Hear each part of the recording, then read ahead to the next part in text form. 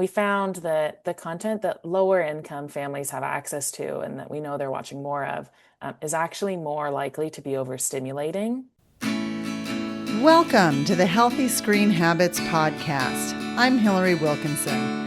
Whether you're starting your parenting journey with a newborn or looking to connect with your teen on technology, let's learn some new healthy screen habits together.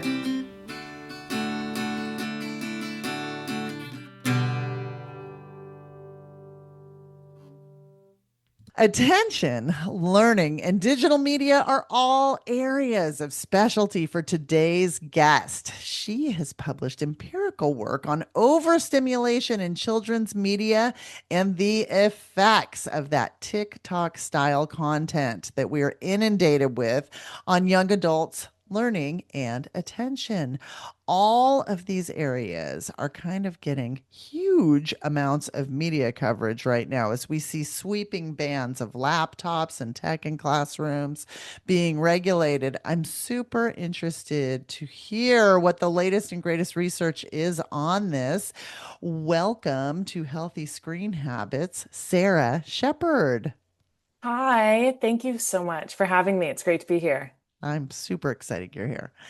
Sarah, the topic of learning and the role tech has to play in educational settings is a super hot one. I'm sure you probably don't even tell people exactly what it is that you do, unless you want to get embroiled in massive conversation. Yeah. What made you want to explore it? Yeah. I actually started off as a preschool teacher for my first job, and seeing how kids engage with tech has been super formative to like the way that I think about my relationship with screens. If I don't want this 3-year-old to be sitting here on their screen at preschool time, like maybe I shouldn't be on mine all day either. Like, what is this doing to my brain? Which really spurred me on to do my PhD in these topics, thinking about how these devices might be shaping our attention, right? Not just the moment to moment stuff that we're thinking about, but does it change the way that our attention system Right. adapts? Does watching TikTok made you need more, especially with little kids who are still learning how to control their attention and develop their attention? Your research challenges this sort of core consumption in ed tech and media that if a kid is glued to a screen, they must be learning from it. And what did you actually find out about this relationship with the engagement of digital media and learning? We all know that attention is like required for learning, right? You can't learn something if you're not paying attention to it. But as tech has kind of changed to try and capture more and more engagement, right? Most platforms rely on engagement metrics to, suggest top content or drive ad revenue, right? The more views you get, the more money you make on YouTube, for example. Um, so the question kind of came like, okay, well, is it a good idea to be promoting stuff to kids that is maximizing their attention, right? Is it a good idea to be using this metric of engagement to create content for kids? And we see, I mean, most parents would know that you can see a kid that's on an iPad or watching a screen that's kind of zombied out, like kind of zoned out, but they look totally glued to this screen.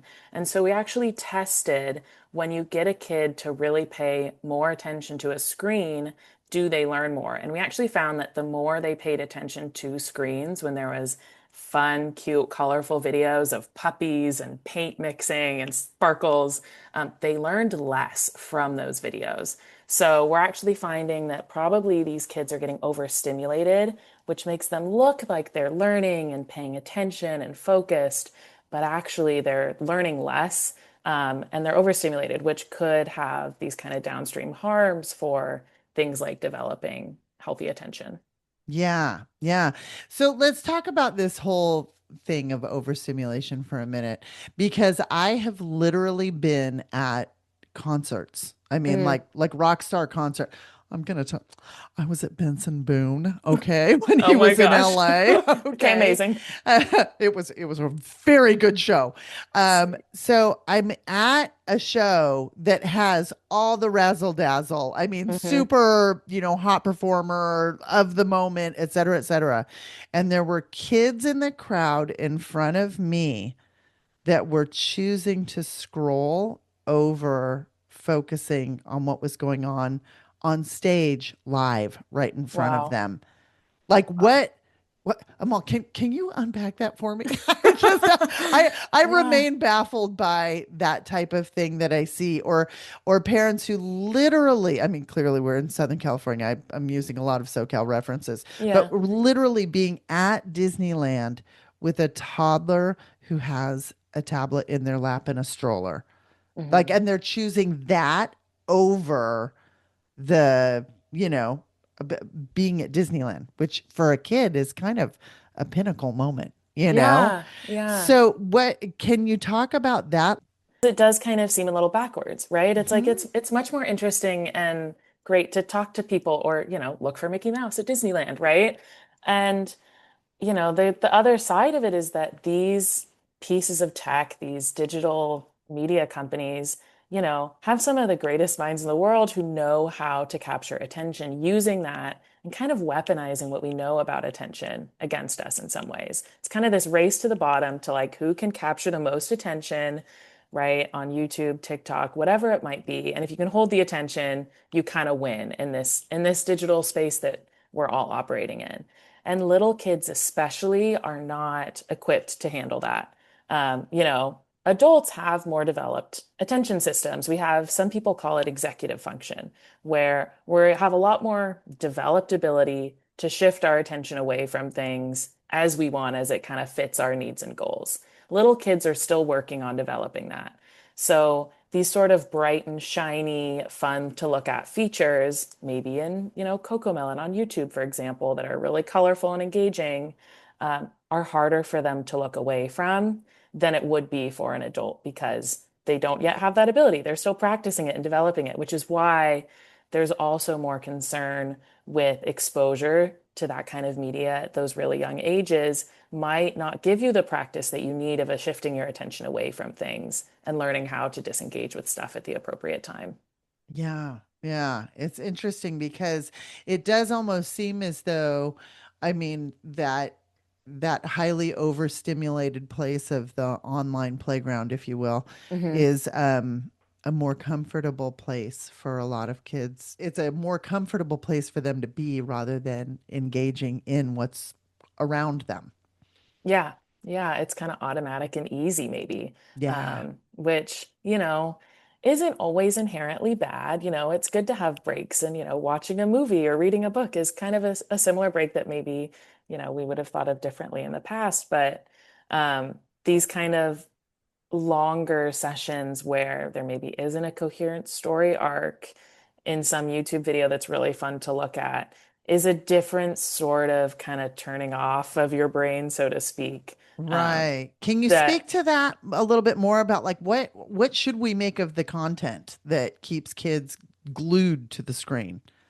Yeah, yeah. So we actually are finding evidence that it seems like being able to disengage, so like look away from stuff basically, Hmm. is really important to developing healthy patterns of attention that are supportive for learning. So there's like super cool, I mean, I'm gonna get a little nerdy here, but there's Please really do. I'm here for it. there's Buckle up. super, super cool eye tracking research with infants as young as 6 month olds, and then like 3 to 5 year old kids, showing that kids actually are really good at paying attention to stuff that's going to be the most useful for their learning. So kids look the longest and prefer to look at stuff that is going to be helpful for their learning. And like maybe you're familiar with the Montessori method, right? The kids approach things that are going to be things that they're ready to learn from. Kids are super good at identifying what they can learn. And so Mhm. when you then kind of hack that system with like these really colorful, high contrast, fast motion visuals that are hard to look away from, it might actually create conflict with their ability to shift and look at stuff that's useful for their learning. So it might be that the kind of, ooh, I'm going to look at what I am good at learning about attention is actually in competition with the attention that's just like, ooh, bright and shiny, fun to look at. Um, Which that to me is even more frightening when you consider, like, not that I don't want to come from a place of fear mongering, but I we do kind of all have these gifts that we come with. mhm, Each of our brains comes wired differently, and everybody has some stuff that they are good at. mhm, And if you are, that's, you hear that phrase again and again with these devices, that they're experience blockers. But with that blocking, I've never stopped to consider that you're actually, you can be blocking the development even of finding out what you're good at, what you like to do. I mean, mhm, with learning, with attention, with anything. So it mhm. gets a little more insidious. Like the younger you go, I feel like the more like Yeah. careful we need to be with this. Yeah, absolutely. And I think especially, you know, it does seem kind of insidious with some of these, especially content creators on YouTube. A lot of it seems like AI now. I mean, we talk about like AI slop, and gosh, there's a lot of AI slop for little kids. Yeah. Um, and these algorithms that are powering these platforms really reward stuff that get high engagement. So if a little kid likes to sit there and watch it on their iPad and, then that tells the content creator, okay, make more stuff like this. So we really Right. need to start having these conversations, I think, about what constitutes quality content for kids, to start, putting pressure to make better stuff for kids. Yeah. Yeah. Yeah. Okay. When we come back, I'm going to ask Sarah a few more things specific to early childhood and what we're talking about.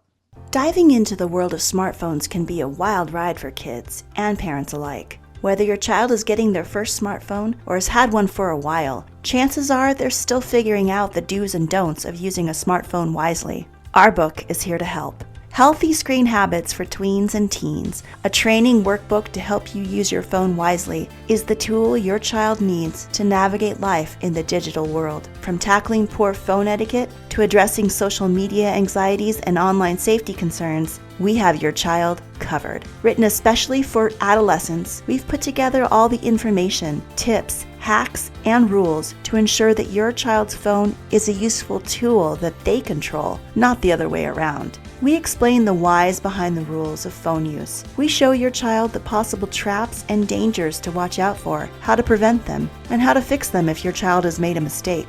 We give your child the 5 core healthy screen habits to use daily, protecting them from some of the worst mistakes tweens and teens make while using their phones. This workbook will teach your child how to use their phone as a tool to help them do great things in their one amazing life, and it will make your life so much easier at the same time. Packed with colorful graphics and easy to read content, this resource is a game changer for kids. Don't miss out. Buy your copy of Healthy Screen Habits for Tweens and Teens on Amazon.com today.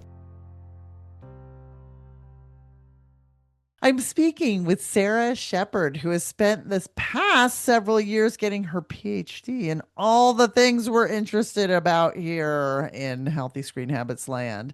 And Sarah, your most recent work introduces something called the brain rot effect and argues that we all have an adaptive attentional bandwidth. I'm loving all of these new terms.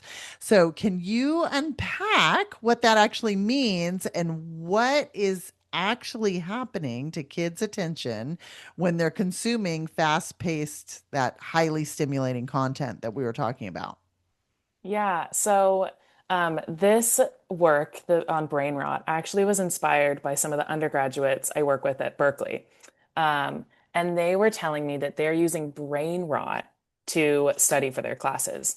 So, brain rot is like, it can mean a lot of things, but in this case, they were using TikTok style videos where there were two pieces of content, two different videos shown on one screen. So you would have, someone telling a story or talking about a concept on one half of the screen. The other half of the screen is like someone playing a video game or cutting soap or like these kind of fun to look at visuals that don't have anything to do with the content.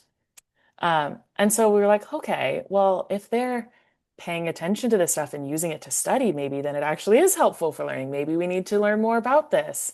And we actually found that students who engage more with that kind of content, these are college students, learn better from it, but they learn worse from traditional media. So it seems like there's Oh, this kind of interesting. cost. Yeah. So you have this probably bandwidth of attention, and maybe you can shift that range upward to pay attention to this kind of super crazy stuff that most of us that aren't as online might think is really overstimulating. You could shift up and learn well from that, but it comes at the cost of not being able to learn well from more traditional or slower media. Would that, I mean, traditional and slower media, meaning like books Meaning or, like books even, so we showed them like just normal YouTube videos explaining a physics concept. So like how do windmills work, for example. And they Mhm. learned better when it was paired with videos of people playing video games than by itself. So this is still like a modern YouTube video that's pretty engaging. That's so interesting. I kind of, the only thing I can equate that to is I know when I have to lock in and get some stuff done, Yeah. I actually feel like if I go to, say, a coffee shop or Yes. someplace like that, I can sit down and for some reason having that kind of background hubbub makes me focus in on what my task is more so than if I'm sitting at home and my dog walks by or the laundry goes Yeah. off or whatever. That's the only thing I can equate that to, you know? That's exactly it, basically. And so Yeah. everyone maybe has kind of some level of like stimulation or stuff they need going on in the background to be able to really engage in a meaningful way with something. For a lot of us, that might be listening to music while we work or working at a coffee shop. What we're seeing with young adults who have grown up in these really intense digital environments, they seem to need more. Um, to actively engage. So in this case, like, videos of really fast-paced video games playing on their screen at the same time, Yeah. which is Yeah. a new thing. It is a new thing and it's totally counterintuitive to Yeah. honestly what we've been saying Yeah. forever, which is like, don't split screen, don't double screen, and Yeah. this whole concept of multitasking is not a good idea for anybody. But I don't believe that that's actually multitasking. What they're doing is because they're not engaging in the video games Right. while they're studying. It's Right. just they have this other stuff going. Yeah. It's almost like their brain needs that like little bit of like ramp up for like Totally. adrenaline to focus, so it's almost like that just as we've been biohacked by programmers, to crave the dopamine and to crave the stuff. I mean, they're figuring out a different type of biohack. Yeah. So And so, I think it's really cool that young adults know that they maybe need this because they grew up with this kind of tech to support their learning. But what we're seeing is that maybe engaging with lots of this really fast-paced content or short form content like on TikTok makes it harder to engage with slower educational media later. yeah, yeah. So trying to track this of, okay, well, if little kids are watching a lot of stuff, are they going to need then all this other stuff to be able to pay attention in school later and things like Well, that? and I already get the feedback from many of our friends in education who are just like, I'm not interesting enough. They're like me and a whiteboard is Mm-hmm. never going to do it for these Mm-hmm. kids anymore. Like unless I had, fireworks going off behind me Mm-hmm. but like I just go back to what we talked about earlier. If Benson Boone couldn't command their attention, I'm like, come on now Yeah. you Yeah. know so those downstream consequences are just like what you're talking about, that long-term ability for what I'm going to call deep focus, Mm-hmm. right? Mm-hmm. And yeah, so I don't know, I hear what you're saying, but I'm not convinced. Okay. I'm like, I don't know. Okay, so let's also talk about the content that your work found being watched by children in lower income families with this higher visual quote unquote flicker, which means it contains more of those rapid, bright, shiny visual changes. And what can that tell us about equity in the digital wellness conversation? Yeah, so we compared content that's available to kids of different income levels. So free content like on YouTube and, paid content like on Disney Plus. Um, and we found that the content that lower income families have access to and that we know they're watching more of is actually more likely to be overstimulating. So it's, got these really rapid visual changes. It has more color and motion in it that aren't necessarily tied to a storyline or anything meaningful.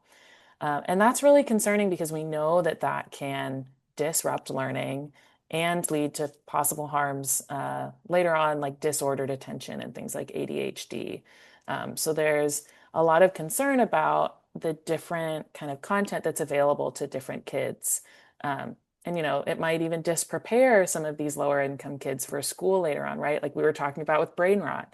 If you need a lot of this added visual stuff to engage in deep focus or learning, it's going to be a lot harder for you when you get to school, right? Or even, trying to have conversations in person or at Benson Boone, like your example, right? So thinking about how this might be differentially dispreparing some kids for school is really Yeah. important. Yeah.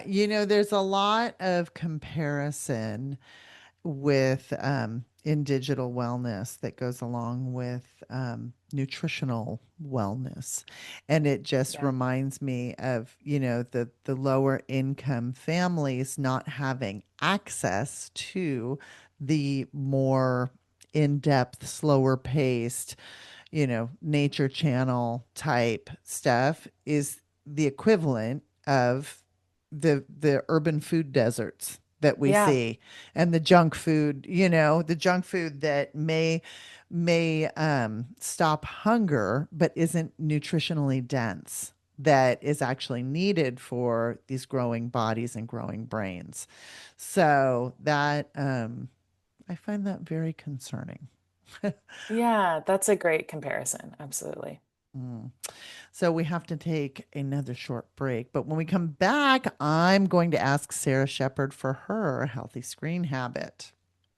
At what age should I give my child a smartphone? How much screen time should I allow each day? What are the best filters to use on my family's devices? Sound familiar? These questions and more are answered at the Healthy Screen Habits website. We've curated the best articles, books, videos, and many other resources to help you figure out how you want to use technology in your life. Click on the Awareness section to learn about the issues and dangers surrounding screen use. Then click on the Tools page to download printables you can use with your family today, including the Healthy Screen Habits Family Technology Plan. Visit our website at www.healthyscreenhabits.org for the resources and tools you need to get started. We are back. And Sarah, on every episode of the Healthy Screen Habits podcast, I ask for a healthy screen habit. And this is going to be a tip or takeaway that listeners can put into practice in their own home. What is yours?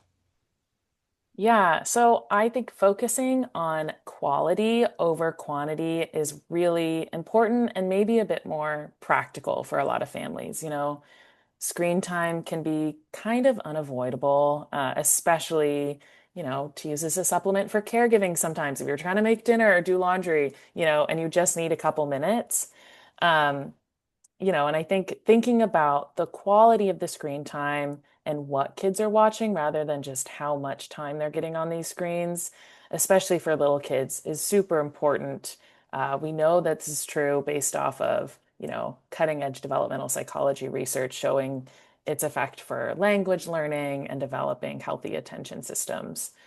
Do you have any specific recommendations of what that might be? Like you mentioned Cocoa Melon, which I've also heard referred to as Cocoa Meltdown. So, you know, Absolutely. that would be on our top of my no list would be the Yeah. Cocoa Melons. But do you have like any of the slower form content that you would recommend? Yeah, so any content that's gonna be kind of less visually stimulating, we find using computer vision, we've actually analyzed this, and Common Sense Media, who we work with, has developed a tool that will be released soon where you can actually analyze your own kids' content to look for less stimulating stuff.